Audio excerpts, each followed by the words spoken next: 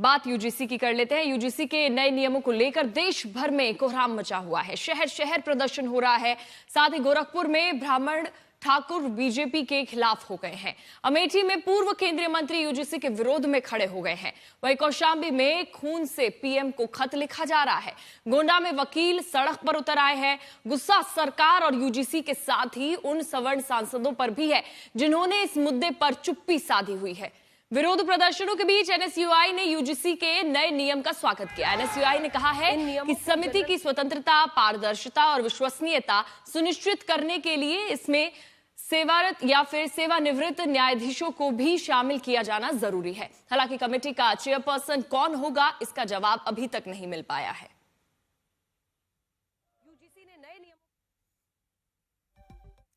UGC नियमों को लेकर मचे हुए बवाल के बीच कांग्रेस ने जाति जनगणना की मांग की है। उनका मानना है कि जाति जनगणना से यूजीसी का मुद्दा हल हो सकता है। लगातार कहा है कि कास्ट सेंसस होना चाहिए। कास्ट सेंसस में ये सारे इश्यूज रिजॉल्व हो जाएंगे। यूजीसी के ऊपर ही हम कह रहे हैं कि हम कास्ट सेंसस ने, हम लोगों ने कास्ट सेंसस होना चाहिए अगर बोले, कास्ट सेंसस होगा, कास्ट सेंसस में ये सारे इश्यूज टेकअप हो जाएंगे। उसमें इसका आंसर उसमें मिल जाएगा, रिजॉल्व हो। वहीं विरोध के बीच शिक्षा मंत्री धर्मेंद्र प्रधान ने आश्वासन दिया है कि कानून का दुरुपयोग नहीं होने दिया जाएगा। सरकार निष्पक्षता और जवाबदेही सुनिश्चित करने के लिए प्रतिबद्ध है। इसमें मैं एक बात बहुत विनम्रता से आश्वस्त करना चाहता हूं, किसी को उत्पीड़न होने नहीं दिया जाए, कोई भेदभाव नहीं होगा, कोई डिस्क्रिमिनेशन के नाम पे किसी को भी मिसयूज करने का अधिकार नहीं रहेगा। इसमें यूजीसी हो, भारत सरकार हो या राज्य सरकार हो, इसकी दायित्व रहेगी। मैं आश्वस्त करता हूं, उसको जो व्यवस्था हुई है, भारत की कुछ भी व्यवस्था हो, संविधान की परिधि के अंदर होगा। उत्तर प्रदेश में यूजीसी और शंकराचार्य के बहाने अजब सा खेल हो रहा है। सवर्णों के नाम पर दो सरकारी अधिकारी आमने सामने आ चुके हैं।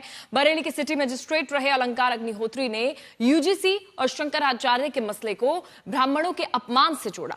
अगले ही दिन अयोध्या में जीएसटी डिप्टी कमिश्नर के पद पर तैनात प्रशांत कुमार सिंह ने योगी आदित्यनाथ के सम्मान में अपने पद से इस्तीफा दे दिया। दलील है कि वो योगी पर शंकराचार्य के बयान से आहत है।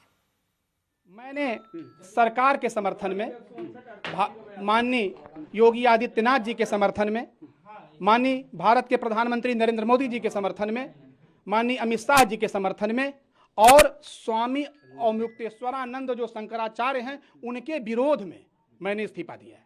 उनका जो अनर्गल प्रलाप था हमारे प्रदेश के मुख्यमंत्री जी के खिलाफ, हमारे भारत के प्रधानमंत्री के खिलाफ, वो मुझे बर्दाश्त नहीं हुआ। और चूंकि मैं उत्तर प्रदेश कर्मचारी नियमावली में बंधा हुआ एक व्यक्ति हूं, उत्तर प्रदेश सरकार के द्वारा दिए गए वेतन से मेरा परिवार चलता है, तो मेरा ये कर्तव्य नहीं है कि मैं केवल उसकी रोटी खाऊं और चैन की बंसी बजाऊं। क्या अधिकारियों को स्वतंत्रता मिल गई है कि चोटी घसीट के मारेंगे? स्थानीय प्रशासन इतना, ये मतलब ब्राह्मणों का इतना अपमान करेंगे?